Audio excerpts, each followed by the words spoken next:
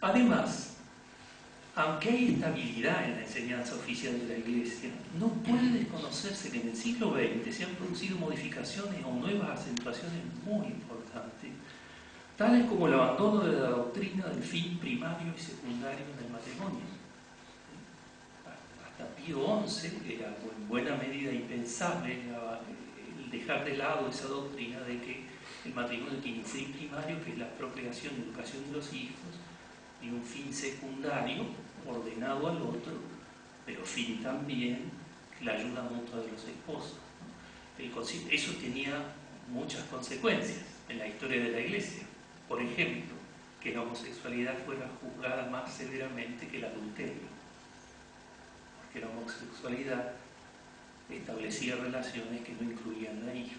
Entonces, de allí tienen allí una consecuencia, ¿no? A partir del Vaticano II se habla de bienes y fines varios, con lo cual se reformula, y con eso solo quiero decirles que se trata de una reformulación importante con otras consecuencias, ¿no? U otras, piénsese también en la profunda revisión que han sufrido la interpretación de los textos bíblicos. Déjenme nombrarles uno. Hoy casi no existen estudiosos de la Biblia que sostengan que el texto de Sodoma, el de Génesis 19, que le dio nombre incluso a cierto tipo de relaciones sexuales caracterizadas como pecaminosas, la sodomía, se la puede buscar en el diccionario de la lengua académica, de la Real Academia, casi ningún estudioso de la Biblia sostiene que tiene algo que ver con un planteo sobre la homosexualidad. Es fundamentalmente un texto sobre el deber de la hospitalidad. Recuérdese que este ha sido el texto más influyente en la historia del cristianismo para una condena de la homosexualidad. Piensen entonces solo un ejemplo de las profundas reformulaciones que se están operando al interior de la teología católica también. Un segundo grupo de ideas. Está claro que vivimos cambios profundos en la manera de pensar y vivir la sexualidad a partir, sobre todo, para poner una fecha, de la revolución cultural de la década del 60, ¿no? Baste pensar lo que significó para tantas mujeres la píldora anticonceptiva, ¿no? A la hora de cambiar sus formas de vida, ¿no? Y sus costumbres, etc., ¿no? A eso puede sumarse el desarrollo de un movimiento tanto intelectual como sociopolítico en torno al feminismo y a los planteos teóricos y movimientos sociales amparados bajo la categoría de género. Es también la búsqueda de ciudadanía, digámoslo así, de nuevos sujetos que en buena medida cuestionan el contrato heterosexual, en la expresión de una feminista francesa. Uno de los datos más relevantes es la nueva posición de las mujeres, ¿no? Naturalmente, esto plantea nuevas posibilidades y tensiones, reformulaciones de roles y de derechos. No puede negarse que Occidente y la Iglesia en ello tienen una deuda milenaria en este punto.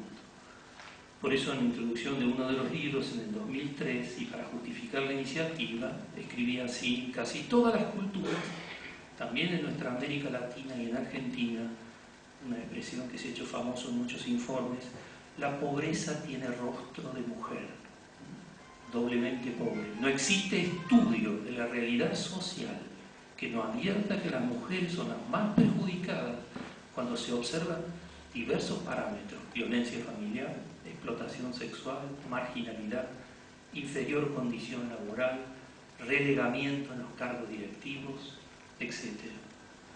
Por eso decía, una universidad debe encontrar maneras propias de denunciar y oponerse a estas prácticas injustas,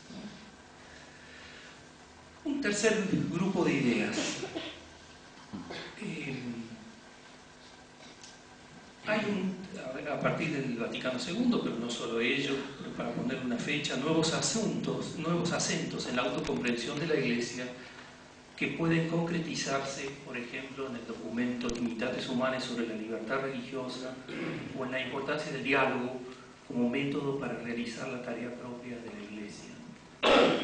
Y al respecto, permítanme recordarles un texto, una para mí muy feliz formulación en un texto ecuménico. El proceso de diálogo ecuménico entre las iglesias cristianas es realmente modélico. por el estilo, la forma, el método, etc., ¿no? Y en uno de ellos, dedicado precisamente a asuntos morales, dice así: en el diálogo, primero debemos tratar de entender los puntos de vista morales y las prácticas de otros tal como ellas las comprenden. Frecuentemente, y en este tema sucede también, luchamos contra nuestras propias caricaturas de los demás. Mi experiencia para la comprensión de este tema es que hay que pasar muchas horas escuchando a los otros para advertir la complejidad del asunto.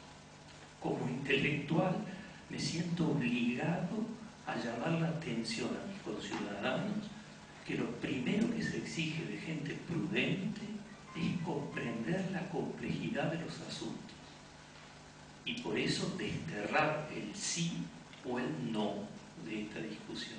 Y por eso es a mi juicio, de difícil tratamiento periodístico. Usted necesita un titular y yo necesito argumentar y dialogar y escuchar. Vuelvo al texto. Debemos tratar de entender los puntos de vista morales y las prácticas de otros tal como ellas las comprenden, de modo que cada uno puede reconocerse a sí mismo en las descripciones.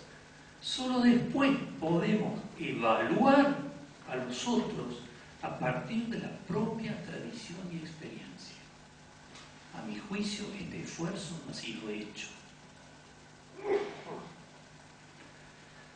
Por eso me parece que dialogar con las personas de otras experiencias, inclinaciones sexuales y cosmovisiones, la paciente escucha del otro diferente a mí, es una vía privilegiada a la verdad. La escucha del otro es una vía privilegiada a la verdad. Podría dar un fundamento teológico para eso. De allí, fíjense, por ejemplo, la crítica de un autor norteamericano, Stephen Pope, a la política que siguió el episcopado norteamericano, ¿no? Ustedes han hablado sobre los homosexuales, no han hablado con ellos.